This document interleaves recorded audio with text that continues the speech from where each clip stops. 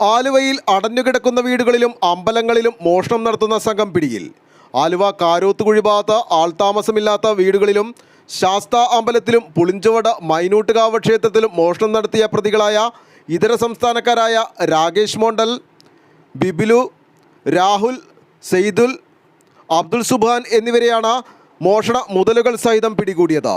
ക്ഷേത്രങ്ങളിലെയും വീടുകളിലെയും വിളക്കുകളും ഓട്ടുപാത്രങ്ങളുമാണ് ഇവർ മോഷണം നടത്തിയത്. പ്രത്യേകിച്ച് ഒരു സ്ഥലത്തും സ്ഥിരമായി തങ്ങാതെ യാതൊരുവിധ മേൽവിലാസവുമില്ലാതെ കറങ്ങി നടന്ന് മോഷണം നടത്തുന്നതാണ് രീതി. അബ്ദുൾ സുബാൻ മൊബൈൽ മോഷണത്തിന് ജയിൽവാസം അനുഭവിച്ചയാളാണ്.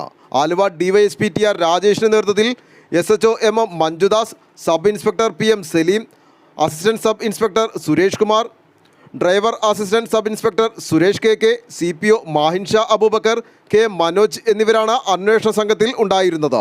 ആലുവ ലൈവ് ന്യൂസിനു വേണ്ടി സിദ്ദീഖ് കാരക്കാടിനൊപ്പം സനൂപ് കളമശ്ശേരി.